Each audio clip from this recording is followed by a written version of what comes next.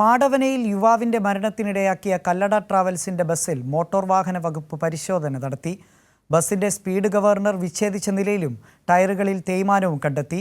അപകടം നടക്കുമ്പോൾ ബസ് അമിത വേഗതയിലായിരുന്നുവെന്നും മോട്ടോർ വാഹന വകുപ്പ് അധികൃതരുടെ കണ്ടെത്തൽ.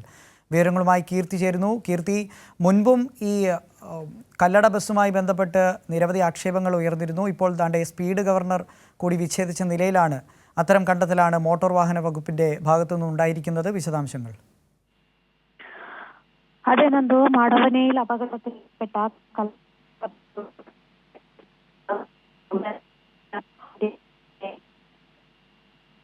ൊപ്പം ബസിന്റെ പിന്നിലെ ഇടതുവശത്തെ ടയർ മോശമായിരുന്നുവെന്നും കണ്ടെത്തിയിട്ടുണ്ട്. മോട്ടോർ വാഹന വകുപ്പ് നടത്തിയ പരിശോധനയിലാണ് ഇക്കാര്യം വ്യക്തമായത്. ബസ് അമിത വേഗതയിലായിരുന്നുവെന്ന് പരിശോധന നടത്തിയ motor vehicle inspector K Manoj ബസിന്റെ ഡ്രൈവർ പാലക്കാടിന്റെ അറസ്റ്റ് പനങ്ങാട് പോലീസ് രേഖപ്പെടുത്തി. നട്ടലിനേറ്റ പരിക്ക് തുടർന്ന് ഇയാൾ ഇപ്പോൾ സ്വകാര്യ ആശുപത്രിയിൽ ചികിത്സയിൽ കഴിയുകയാണ്. ഇന്നലെയാണ്, അതായത് ഞായറാഴ്ചയാണ്, കൊച്ചിയിൽ മാടവനയിൽ ദേശീയപാതയിൽ അന്തർ സംസ്ഥാന സ്വകാര്യ ബസ് മറിഞ്ഞ അതിദാരുണ സംഭവം ഉണ്ടായത്. ഒരാൾ മരിക്കുകയും 13 പേർക്ക് പരിക്കേൽക്കുകയും ചെയ്തിട്ടുണ്ട്. 13 പേര് ഇപ്പോൾ നിയന്ത്രണം മുകളിലേക്ക് വീണാണ്.